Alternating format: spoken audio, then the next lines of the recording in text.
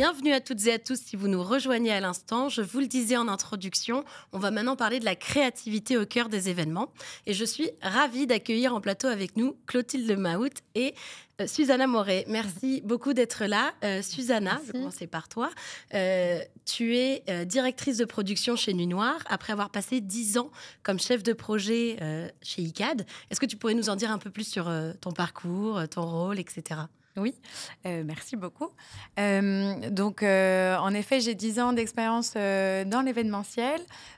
J'ai démarré en tant que chef de projet dans la société ICAD, qui est une filiale de la Caisse des dépôts dans le secteur immobilier. En charge de l'ensemble de l'événementiel sur tout le territoire. Et après ces 5 années passées dans cette société, j'ai décidé de me lancer en tant que freelance, toujours dans le secteur événementiel. Et là, j'ai eu plusieurs projets variés. J'ai pu accompagner des annonceurs comme des agences sur des projets de communication et de communication événementielle. Et aujourd'hui, je suis en effet directrice de production chez Nuit Noire. Nous sommes des concepteurs et des créateurs de contenus sonores immersifs. J'ai hâte qu'on en apprenne plus sur les contenus sonores immersifs. D'abord, je vais aussi présenter Clotilde. Merci d'être là, Clotilde. Merci Mathilde et merci pour l'invitation. Donc moi, je suis Clotilde, je suis responsable des relations presse et des partenariats à Disneyland Paris sur les marchés internationaux. Moi, pour revenir un petit peu sur mon parcours, donc ça fait 10 ans que je suis dans l'événementiel. J'ai une carrière au début, 5 ans dans le cinéma, où j'étais chef de projet et directrice de clientèle dans le cinéma. Donc j'accompagnais des distributeurs de films sur leur stratégie de partenariat hors média, avec des partenaires externes. J'ai rejoint Disneyland Paris en 2020 et donc je m'occupe de renforcer la notoriété de la destination sur les marchés internationaux, donc les marchés éloignés de la destination, donc via des couvertures presse, via de la création de contenu avec des influenceurs et via des partenaires externes dans les marchés que je pilote. Super, merci beaucoup d'être là et aussi du coup de venir nous présenter vos événements, de pouvoir nous en parler, ceux que vous organisez soit directement, soit pour des clients, vu qu'on parle à la fois annonceurs et agences ici. Est-ce que vous pouvez nous en dire un petit peu plus, peut-être Clotilde, on va commencer par toi, sur les événements que tu peux organiser du coup dans ton rôle de relations presse et partenariat. Bien sûr. Alors honnêtement, ça peut être très varié. C'est l'avantage d'être sur un rôle assez 360 en relations presse et en partenariat. Ça peut être par exemple soit des événements avec des partenaires dans nos marchés. Donc par exemple dans les marchés que je pilote, j'ai par exemple la Scandinavie, donc le Danemark, la Finlande, la Suède, la Norvège. Ça va être par exemple collaborer avec un grand magasin dans le grand magasin et créer une animation événementielle pour mettre en avant Disneyland Paris, la destination, pour vraiment plonger l'audience de ce grand magasin dans notre univers et donc les inviter, les capter dans la magie, aller les chercher, leur parler de notre destination. Donc ça, c'est une typologie d'événements que l'on peut mettre en place. Un autre type d'événement, c'est par exemple, nous, ce qu'on essaie beaucoup de faire à Disneyland Paris, c'est d'avoir une prise de parole qui va fonctionner avec le ton local du pays dans lequel on va évidemment s'inscrire. On a par exemple des événements qui auront lieu dans ces marchés-là et on va essayer de rentrer dans l'univers, de collaborer avec ces événements-là. Je pense par exemple à un événement dont on va parler un peu plus tard, donc le Light Festival à Copenhague. Et on va donc créer par exemple une animation dédiée pour cet événement-là autour de la destination pour mettre en avant la marque. Ça peut aussi être des événements sur site, donc à Disneyland Paris, par exemple accueillir des journalistes, accueillir des influenceurs, créer un agenda dédié pour leur mettre en avant le produit, leur montrer ce que l'on fait, quelles sont nos actualités, comment on peut du coup les nourrir sur la destination pour qu'ils créent du coup des coverages qui font sens avec notre actualité. Donc vraiment très 360. Beaucoup de types d'événements différents. On a sky is the limit. On n'a pas forcément on se met pas de limite. L'idée, c'est de parler avec pertinence à notre audience et voir comment on peut la capter avec toujours plus de créativité et d'innovation. Super, je pense que ça va parler à nos participants. Et toi, Susanna, est-ce que tu peux nous en dire un peu plus du coup sur le type d'événement que vous pouvez organiser chez Nuit Noire ou que tu as pu organiser avant, évidemment? Oui, bien sûr. Alors, avec ma casquette de freelance, c'était surtout des événements professionnels, donc à destination du secteur B2B, des conventions, des séminaires, des conférences, globalement des soirées aussi. C'était le type d'événement qu'on pouvait organiser. Avec la casquette de directrice de production, l'idée, c'est de pouvoir accompagner des structures culturelles, des musées ou de plus en plus des agences de communication et agences de communication événementielle dans la création de contenu audio. C'est assurer le suivi de la production, de la prise du brief, à la livraison, en passant par la récolte de toutes les ressources lors d'un entretien de cadrage pour bien comprendre de quoi on va parler, à qui on va s'adresser, avoir un peu le périmètre de l'action. Ensuite, je vais me charger de faire l'accompagnement sur l'écriture, avec tous les allers-retours jusqu'à valider le script et la narration. Puisqu'il y a une vraie importance au storytelling, on va en parler par la suite. Derrière, je vais assurer le casting, la proposition de voix qui vont être en adéquation avec le scénario, avec le script. Puis l'enregistrement en studio des voix ou in situ selon les cas. Et derrière, assurer le suivi de la réalisation sonore, du mix des voix et de l'ajout de l'habillage sonore, du sound design. Puis la livraison et l'intégration dans le dispositif d'écoute, donc soit casque ou bien enceinte, quand il s'agit par exemple d'un son spatialisé pour une convention, par exemple. Vous travaillez aussi avec des musées, il me semble, pas mal d'événements aussi comme ça. Oui, tout à fait. Donc, on va avoir différentes typologies de clients, des structures muséales ou culturelles, des lieux du patrimoine et aussi, donc, comme je l'évoquais, des agences de plus en plus et des annonceurs, des marques qui veulent finalement utiliser l'audio pour faire passer des messages. Donc, on aura plusieurs formats audio. Ça pourra être un parcours sonore si on a des points d'intérêt et une déambulation pour faire passer des messages clés à des endroits différents. Ça pourra être un podcast qui pourra avoir en plus une durée de vie plus longue puisqu'on pourra retrouver le dispositif sur différentes plateformes d'écoute. Ça peut être du son à l'image, de la voix off, des salles immersives. Bref, l'audio est un peu sans limite également. Est-ce que vous avez des techniques, je vais commencer par toi pour cette question-là, Clotilde, des techniques vraiment pour mettre en place la créativité et pour stimuler l'événement dès le début de la mise en place de l'événement, qu'est-ce qui vous stimule à être créatif? Alors, je sais que chez Disneyland Paris, j'imagine que la créativité est au cœur du métier. Oui.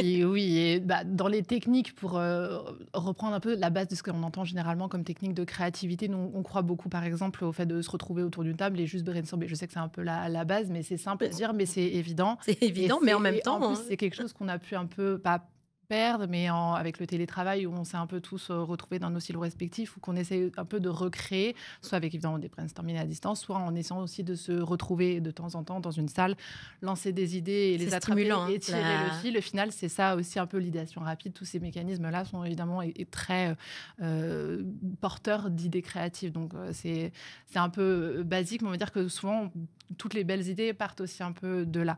Donc, il y a évidemment tous ces moments de regroupe qui sont très importants. Nous aussi, comme je disais, en tout cas dans mon équipe, on travaille sur les marchés internationaux. Donc, quelque chose qui est très important pour nous, c'est aussi l'analyse de notre marché. Comment il communique. C'est-à-dire qu'on a dans notre grand scope international, on a la Scandinavie, comme on a le Moyen-Orient, comme on a la Chine, comme on a les États-Unis. C'est des marchés dans lesquels on va communiquer de manière très différente. Oui, et des marchés dans lesquels l'audience va s'attendre à une communication qui sera très différente et réagira à des choses de manière très, très différente. Donc, pour nous, l'analyse de marché et de comment notre audience va réagir au message, c'est très important. Ça passe évidemment par le fait d'aller dans ces marchés, rencontrer des partenaires, se nourrir de leurs connaissances et de leur expertise, parler avec des agences de relations publiques, aller au contact du marché et voir comment il fonctionne et comment les marques comment il va réagir au final à ton événement derrière. C'est très important, sinon on tombe complètement à côté. Donc ça va être quelque chose de très important. Quelque chose aussi qui est pour moi un vecteur d'engagement et de créativité énorme, c'est pour moi le co-branding. Comme je disais, j'ai 2 casquettes, donc la partie relations presse et la partie partenariat. Pour moi, le co-branding, aujourd'hui, c'est quelque chose de tellement précieux pour nourrir la créativité. En tout cas, moi, je sais que sortir aussi un peu de mon silo, de juste Disneyland Paris, comment on pense les process, comment on pense la créativité, comment on pense les événements que l'on peut créer pour parler avec d'autres marques qui font des choses s'oriente au-delà du benchmark qu'on pourrait faire et qu'on fait, je pense, aussi beaucoup dans nos métiers, mais avoir vraiment cet échange pour se dire cet événement, on va le créer ensemble de manière conjointe, donc nos objectifs... Avec une autre marque, c'est ça que tu appelles par co-branding. Je réexplique pour si oui, bien sûr. Non, pardon, je remets les concepts. Exactement. Donc, je peux en création d'un partenariat. Voilà, exactement. Je peux revenir en une phrase, mais c'est exactement ça. Les partenaires externes, c'est tout à fait ça. C'est aller chercher notre marque qui va faire sens avec notre identité de marque, avec l'audience que l'on veut capter, avec le message qu'on va vouloir pousser, collaborer collaborer avec elle main dans la main pour avoir, parce que cette marque aura des objectifs souvent un peu proches des nôtres. Je donne un exemple, c'est parfois plus concret, mais je parlais des grands magasins. Ça peut être un grand magasin, on va aller créer une animation. L'objectif pour le grand magasin, évidemment, c'est de faire venir des consommateurs à un moment clé de communication, ou c'est juste de créer de l'animation à un moment qui est un peu clé. Et on va du coup s'intégrer dans ce magasin pour créer quelque chose d'unique, de magique, à un moment qui va permettre de stimuler du coup une période de vente. Et Donc, qui va vous permettre à vous aussi d'atteindre une nouvelle audience Absolument. en dehors de chez vous, au final, pas à Disneyland Exactement. Paris, mais dans la marque. Tout à fait, c'est exactement ça. Et pour nous, c'est évidemment un vecteur de créativité énorme. Du coup, j'imagine que les endroits où vous pouvez faire ce co-branding, ça peut être comme des grands magasins, comme des espaces comme ça partagés, si jamais, selon la marque en fait que vous utilisez. Exactement, ça peut être en réalité, ça peut être n'importe quel partenaire, ça peut être un grand magasin, n'importe quel grand partenaire, ça peut être un cinéma, une salle de cinéma, n'importe quel partenaire qui aura une audience qui va faire sens avec la nôtre, qui aura un message qu'il aura envie de pousser à un moment qui sera similaire au nôtre, qui aura des objectifs parfois un peu différents des nôtres, mais qu'on va essayer de mettre conjointement. On va les communiquer auprès de son audience, par exemple dans le grand magasin ou dans la salle de cinéma, et créer une expérience qui sera totalement unique pour répondre aux objectifs de chacun. Et c'est évidemment un vecteur formidable de créativité pour justement sortir un peu de nos process respectifs de réflexion, de voir comment on peut répondre aux objectifs de chacun. Et te nourrir de l'environnement de l'autre au final. Et de comment eux créent ces événements, comment eux les pensent, qu'est-ce qu'ils ont fait par le passé, comment on peut les améliorer. Si on recollabore l'année suivante, comment on peut aller au-delà de ce qu'on a fait pour prendre un peu les learnings de ce qu'on a fait l'année précédente et aller encore au-delà. C'est très riche d'aller voir aussi ce que font les autres et surtout de se confronter au fait de créer un événement commun. C'est forcément sortir de ce qu'on fait habituellement et chercher à faire quelque chose de plus innovant, de plus différent. J'adore. Chercher l'inspiration ailleurs, c'est quelque chose qui te parle aussi, Susanna? Oui, complètement. Je rejoins Clotilde sur toute la ligne et le processus d'idéation, brainstorming en équipe, complètement aussi en phase avec ça. En fait, je vois un peu deux volets, deux façons de répondre à cette question. La première, je dirais que c'est plus sur la partie inspirationnelle. C'est vrai que, selon moi, pour stimuler la créativité, il faut pouvoir un peu s'inspirer et rien de mieux que d'observer, d'aller finalement à la rencontre d'artistes ou de leurs créations, que ce soit en visitant une exposition où on va être inspiré par une scénographie qui derrière va nous donner une idée pour une convention, pour une plénière ou au contraire voilà, pour autre chose qui n'a pas de rapport finalement avec la scéno, mais ça va pouvoir nous inspirer et on peut tirer un fil comme ça. Par l'observation aussi lors de voyages ou de l'écoute d'une musique ou dans une belle assiette. Bon, voilà, un peu partout, je pense qu'il y a de quoi être inspiré et stimuler comme ça la créativité. Et le deuxième volet, ça serait donc, selon moi, tout le rôle du son et du storytelling qui vient lui-même un peu stimuler la créativité. Donc tout d'abord avec le processus de brainstorming, comme tu l'évoquais, je suis tout à fait d'accord avec ça. Mais derrière, je trouve que d'aller mettre l'histoire au cœur, finalement, ça va donner l'inspiration, ça va favoriser la créativité.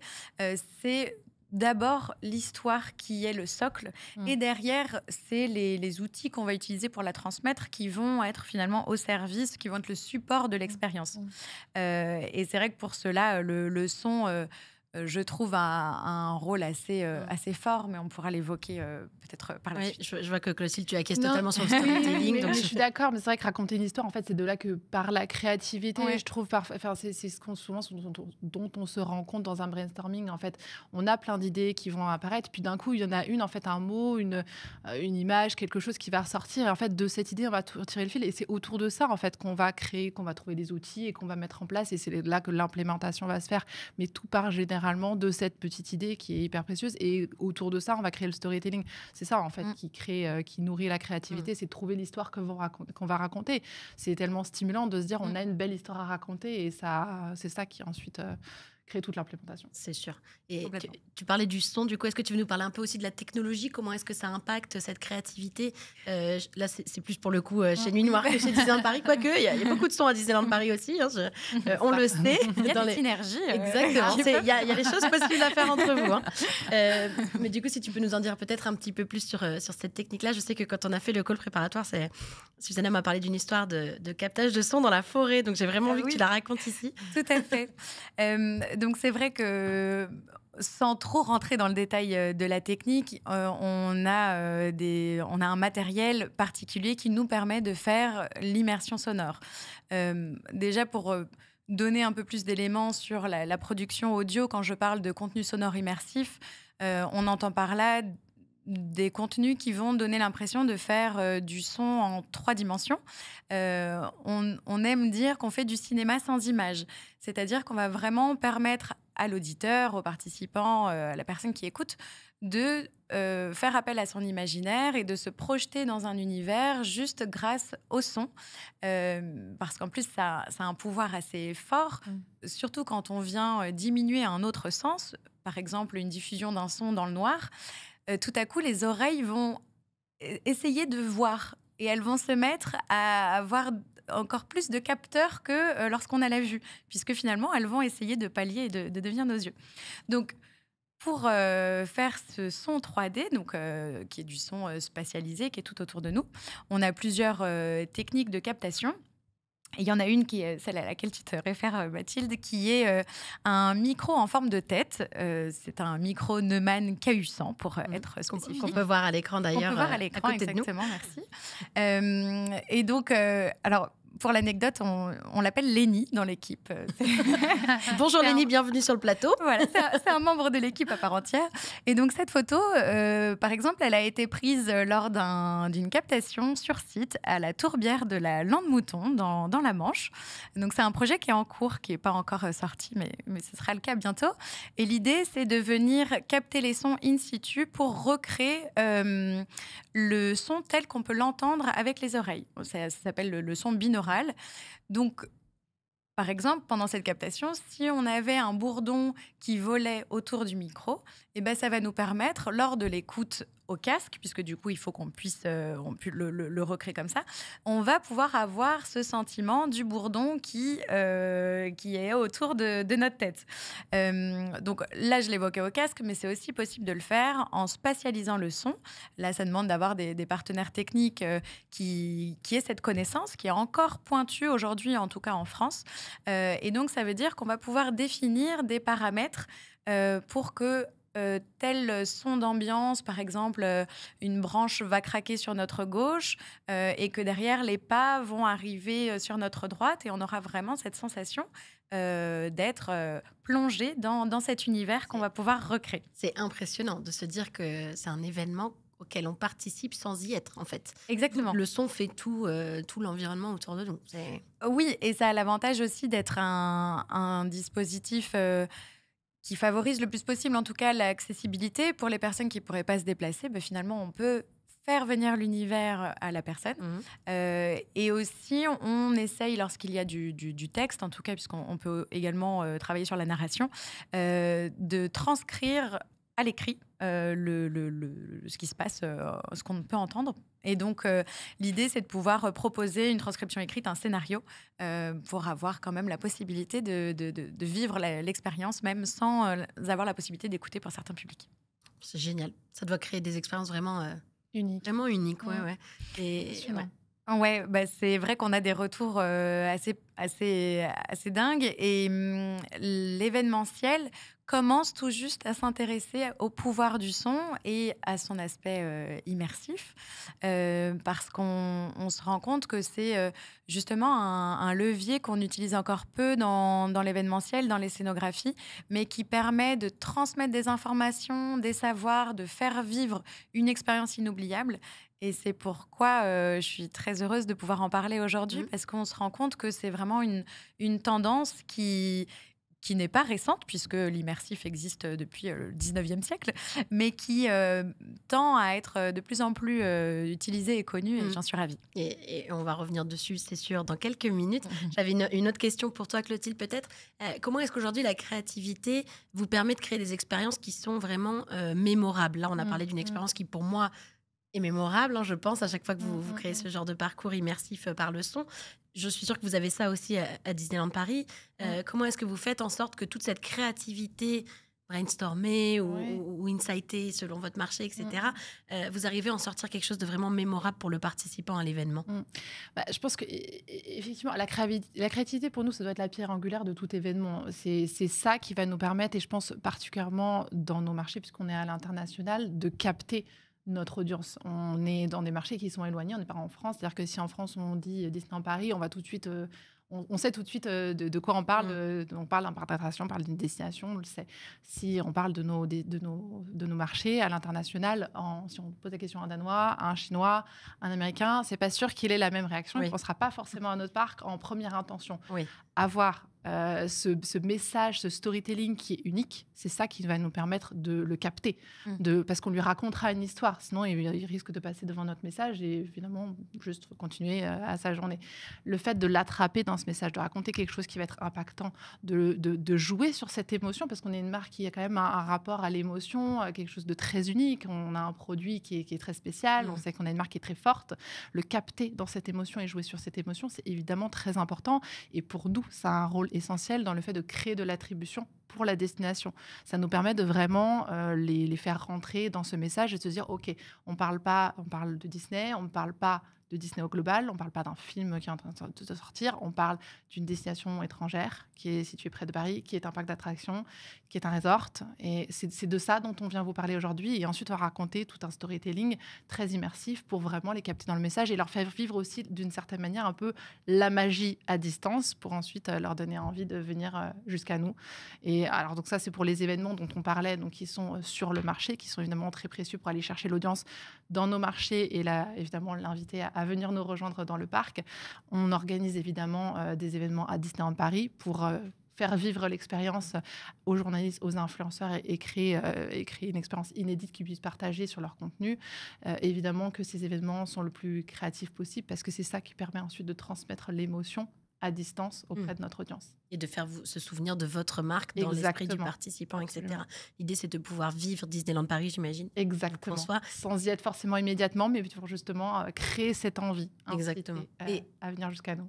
Et on revient sur l'immersion dont tu parlais, effectivement, cette grande tendance qui ne vous est pas inconnue, ni à vous, hein, chers participants, j'en suis sûre. Quelques mots sur l'immersion, comment est-ce que vous la vivez, vous, au quotidien, dans votre créativité? Est-ce que c'est quelque chose que vous voyez vraiment en développement ou est-ce que ça a toujours été là? Comment est-ce que pour vous, le côté immersif de l'événement ajoute quelque chose aujourd'hui à l'événement? Oui. Peut-être qu'on peut démarrer par définir ce qu'on appelle l'immersion, parce que c'est vrai qu'on l'entend de plus en plus, mais peut-être qu'on a des définitions différentes. Si je devais exposer la définition qu'on a chez Nuit Noire, c'est cette déconnexion avec le milieu initial du visiteur.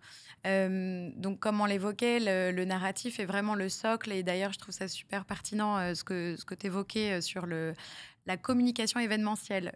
L'événement est vraiment au service de la communication. Et je trouve que c'est une évolution qui est frappante depuis ces dernières années où l'événementiel n'était pas forcément considéré comme un outil de communication. Et que de plus en plus, on réalise comme c'est finalement un moyen de transmettre une info et qu'on fait du story making avec l'événementiel. Un vecteur pour la marque, c'est sûr. Donc, ça l'est complètement. C'est le storytelling sans filet, finalement. Et donc, voilà, cette immersion, donc avec le narratif qui est au centre du propos et des technologies, que ce soit de la réalité virtuelle, de la réalité augmentée, de l'écran, du sol interactif, ou ça c'est pour l'immersion technologique, mais on a aussi l'immersion sensorielle, des odeurs, un toucher, l'ouïe, etc. Tout ça, finalement, ça va favoriser un voyage mobile, pour reprendre une définition d'un collaborateur d'Univers Science, ou quelque chose qui va provoquer un vertige dans le temps et l'espace. qui donnera finalement la sensation aux participants de ne plus être dans un événement, mais d'être là où on a souhaité le plonger. Et donc, ça va passer par, oui, la théâtralisation des espaces, par exemple. Et alors, pour l'essence, de plus en plus, on se rend compte qu'on nous fait des demandes multisensorielles. J'apporterai quand même une nuance, c'est la nécessité de ne pas de ne pas solliciter trop de sens en même temps, puisque sinon, on va perdre justement un des messages et qu'il est, à mon sens, important de venir se concentrer sur 2 sens, par exemple, que ce soit l'ouïe et l'odorat, par exemple, pour justement laisser la vue qui est très stimulée, très sollicitée au quotidien, se décrocher et permettre d'augmenter, comme je l'évoquais tout à l'heure, un autre de nos sens. Pour toi aussi, j'imagine. Absolument, non, mais je vais rejoindre tout ce que tu dis, donc je ne vais pas forcément revenir sur Si, vas-y. Répéter sur ce que tu as dit, je suis vraiment d'accord. Et je pense que, parce que tu posais la question, Mathilde, sur est-ce que ça a changé, je pense que l'immersivité a toujours été au cœur des événements d'une certaine manière. Il est évident qu'aujourd'hui, les outils que l'on a nous permettent d'être encore plus immersifs et innovants. Je pense que peut-être que la difficulté aujourd'hui et dans le futur des événements, ça va être de se dire comment justement on fait en sorte que ce ne soit pas l'outil qui guide l'événement, mais que le narratif reste toujours au cœur. De ne pas prendre l'outil comme le prétexte, mais d'en faire ce qui doit être, c'est-à-dire l'outil pour servir le narratif que l'on va avoir pour notre événement, mais pas l'inverse. Je pense que on est aujourd'hui, il y a plein d'événements créatifs qui se créent, et donc c'est un benchmark formidable. Il y a plein d'outils qui existent et qu'on peut aujourd'hui, sur lesquels on peut capitaliser intelligemment, mais il faut que ce soit toujours intelligent pour que ça serve cette histoire que l'on va raconter. Je pense que c'est peut-être aussi ça qui va un peu se jouer. J'adore. Vous m'avez fait ma conclusion. Mic drop, on arrête là. Non, je suis totalement d'accord avec vous. Je pense qu'aujourd'hui, le fait d'avoir quelque chose d'immersif, là où le participant peut vraiment se plonger et être à l'intérieur, au cœur de l'événement, comme s'il était, tu le disais, sur place. Donc ça, j'imagine que pour Disneyland Paris, on va voir quelques exemples après, mais c'est vraiment transposer sa marque là où elle n'est pas. Exactement. Dans le sonore, c'est transporter le lieu ou transporter l'expérience là où on est. C'est vraiment réussir à attirer l'audience à toi ou à attirer le lieu, ou à toi t'attirer vers le lieu, pardon. Je pense effectivement que c'est le futur de toute créativité et c'est le cœur du sujet qu'on essaye de mettre là. Est-ce que vous présenteriez quelques exemples ça peut être sympa pour voir un petit peu plus en détail cette immersion justement dont on parle et toutes ces tendances créatives. Je sais qu'on en a quelques-uns qui sont pas mal, qui arrivent. Qui veut commencer ? Je t'en prie. Allez, vas-y, Clotilde. Allez. Alors, quelques exemples Disney. Très bien. Alors moi, je suis venue avec 2 exemples dans ma besace aujourd'hui. Le premier, donc, je parlais donc de la Scandinavie, donc qui fait partie des marchés dans mon périmètre.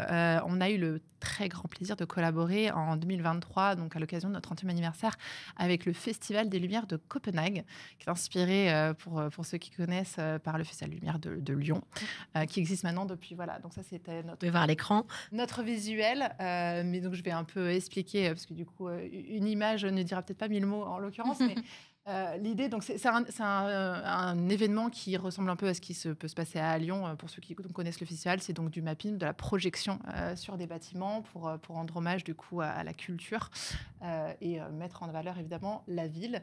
C'est un festival qui existe maintenant depuis plusieurs années et qui est vraiment devenu un rendez-vous très précieux au cœur des Danois. Et nous, c'est ça rejoint ce que je disais tout à l'heure. On cherche vraiment à ne pas venir avec nos gros sabots, mais à venir s'inscrire de manière intelligente pour absolument ce que tu disais, apporter la marque là où elle ne l'est pas, mais venir de manière intelligente en respectant le ton, la manière dont communique. Et les codes culturels, etc. Et donc s'inscrire, en fait, venir faire partie, apporter notre touche de magie dans des événements qui existent déjà pour, en fait, s'inscrire finalement dans les traditions un peu des Danois. Donc on avait créé cette expérience. Le concept, c'était donc une projection qui était en 2 temps. Donc dans un premier temps, on avait invité les Danois donc c'est là où l'outil était au service de notre créativité, à envoyer des photos d'eux sur une application. Et dans un second temps, donc tous les soirs, il y avait donc cette projection où d'abord donc les personnages, il y avait Mickey et Minnie, donc évidemment en distanciel, sur une vidéo qui présentait la chorégraphie de notre 30e anniversaire, qui donc invitait les Danois à reproduire les mouvements. Et ensuite, toutes les photos qui avaient été envoyées ce jour-là apparaissaient progressivement pour ensuite recréer notre iconique château qui donc fait partie un peu des icônes que les gens généralement se représentent de Disneyland Paris. C'était là où la technologie a été un formidable outil, c'est que du coup, ça permet, sans être à Disneyland Paris au moment du 30e anniversaire, d'être inclus quand même d'apprendre déjà un peu la chorégraphie, d'être un peu déjà dans la magie, d'avoir du coup potentiellement envie de la vivre sur place, mais déjà d'en faire partie. Et d'être intégré aussi d'une certaine manière avec cette image qui crée le château. Le message, c'est un peu de dire, vous n'êtes pas forcément déjà dans le parc, mais vous faites déjà, vous, partie. Guest ou potentiel guest, partie d'une certaine manière de la magie. Et évidemment aussi d'avoir... parce que donc je disais, c'est un festival qui a un lien avec la culture française, qui a un lien avec le Festival de Lyon, mais aussi de faire ce pont, de rendre un peu hommage à nos cultures respectives, parce que c'est un échange de culture entre le Festival de Lyon, celui de Copenhague, et de faire un peu rendre hommage à ce magnifique pont. Donc ça, c'est un des événements que je souhaitais présenter. Je ne sais pas si tu veux, toi, présenter ou si je continue. Parce que juste comme ça, on a le deuxième exemple Disneyland Paris, et après on passe à toi, Suzanne. C'est d'une autre partie du globe. Alors, c'était aussi sur notre 30e anniversaire, mais on a créé une animation très 360, donc dans un centre commercial à Dubaï. L'idée, c'était toujours d'apporter la magie là où elle ne l'est pas. Là aussi, on s'est servi de la technologie pour inviter les gens à participer déjà à notre 30e anniversaire. Donc, on avait cette application en réalité augmentée, une espèce de petite mécanique de gamification où on pouvait participer. Et tout un parcours très 360, très expérimentiel. On pouvait rentrer dans cette bulle, participer à une compétition pour créer évidemment de l'engagement. Donc quelque chose de très 360. L'objectif, c'était d'animer ce magnifique centre commercial pour servir évidemment les objectifs de notre partenaire. Là où évidemment... avoir cette discussion avec le partenaire, ça a été aussi une grande source de créativité. Par exemple, le fait que la réalité augmentée, que ces apps fonctionnent très bien, que ce soit un marché où la technologie soit aussi importante, c'était un insight qui était très précieux pour nous, deux partenaires, pour dire c'est aussi comme ça qu'on pourra apporter cette petite touche de magie et immerger du coup les locaux dans la marque, dans Disneyland Paris, dans notre magnifique produit du 30e anniversaire. Voilà, donc c'est une très belle animation qu'on a été très heureux de réaliser. On a eu beaucoup de participants, donc merci. La magie ici a fonctionné. Merci d'avoir partagé ça. C'est vraiment, ça doit amener la marque à l'étranger. C'est vraiment quelque chose de puissant, je trouve. Ouais. Surtout si ça a bien fonctionné, comme tu le dis, avec le partenaire. Et tout le monde a trouvé son objectif. Exactement. Et son compte. C'est super. Objectif atteint. Et ça m'a donné envie d'aller à Disney. Ouais, très bien. Objectif doublement atteint. Donc. Susanna, tu voulais nous parler toi aussi d'événements? Oui. Alors, un premier exemple qui concerne une convention à l'occasion des 80 ans de la marque Verger-Boiron, donc qui produit des purées de fruits. C'est une entreprise familiale et l'idée était de pouvoir transmettre l'histoire de la marque à ses collaborateurs, donc en 8 minutes, 200 ans d'histoire, en gros. Rien que ça. Vaste projet. Zéro pression. Donc, on a été sollicité par une agence qui organisait cet événement, cette convention interne. Donc, on peut voir à l'écran, les collaborateurs s'installaient, pas dans le noir, s'installaient dans la salle illuminés, et pouvaient trouver sur leur siège un bandeau. Une voix off les invitait à poser le bandeau sur les yeux. Et là, donc, il y avait une diffusion spatialisée dans toute la salle, donc vraiment pour permettre d'envelopper les participants avec le son tout autour d'eux. Et là, l'idée était de les plonger donc à travers l'histoire avec le dirigeant, le président de la marque qui racontait différents passages de cette histoire. On pouvait entendre le bruit des fruits qui vont tomber, des bruits de pas au milieu des vergers. Enfin voilà, il y avait vraiment une immersion totale. Et les retours étaient assez bluffants parce que non seulement tous les collaborateurs ne connaissaient pas l'histoire de la marque, et aussi parce qu'on a pu vraiment faire passer des sensations, les faire voyager à travers le temps. Donc, c'est un peu ce qu'on appelle de l'archéologie sonore. Et finalement, le président qu'on voyait à l'image nous racontait post-événement qu'une de ses collaboratrices, parmi d'autres peut-être, était venue le voir en précisant qu'elle avait presque eu les larmes aux yeux, qu'elle était émue de découvrir en fait toute cette histoire.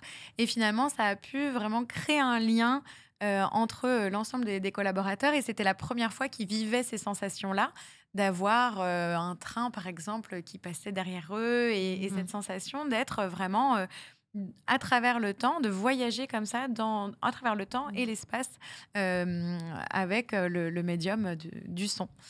Donc voilà, ça c'est un premier exemple que je trouvais pertinent d'évoquer ensemble sur voilà, son aspect immersif et audio pour une convention, parce que c'est quelque chose qui peut se mettre en place assez facilement en ouverture ou en conclusion. On peut aussi imaginer une entrée en salle au noir avec donc un noir complet. Ça demande d'avoir la régie qui soit un peu plus éloignée et d'autres contraintes techniques, mais voilà, on peut aussi imaginer, sans avoir les bandeaux, proposer ce même type d'expérience. Un autre exemple pour la marque Obut, donc les boules de pétanque que vous connaissez certainement. Oh oui. Donc Obut a un espace de vie avec des terrains de boules de pétanque, un restaurant et aussi un espace scénographique qui présente l'histoire de la pétanque et l'histoire de la marque. Obut est une entreprise familiale qui se transmet la direction de génération en génération.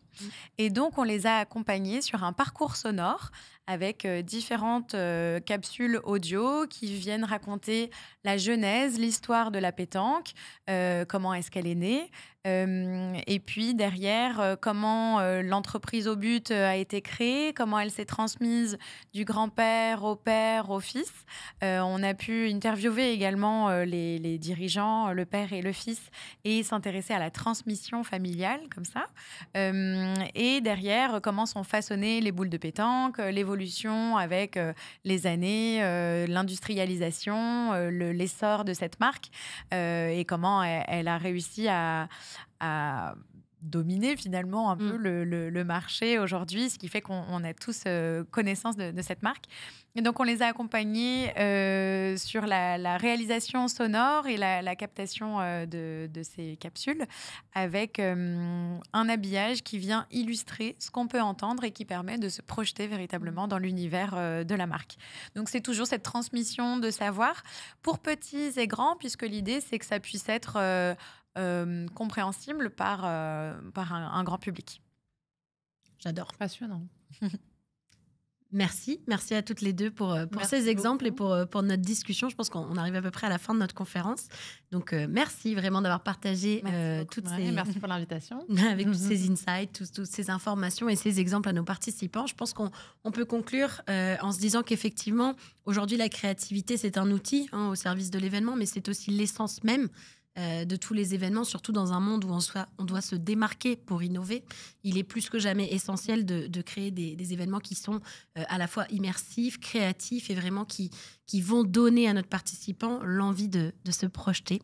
Donc, n'hésitez pas dans le chat à nous écrire si jamais vous avez des questions, etc. On se fera un grand plaisir d'y répondre. J'espère que vous l'avez fait tout au long de la conférence. Merci encore énormément, Clotilde et Susanna. Merci beaucoup. Très bonne journée. Et vous restez connectés parce qu'on revient dans quelques petites minutes pour la conférence suivante qui aura pour thème l'événementiel responsable vers un impact positif global. Restez connectés.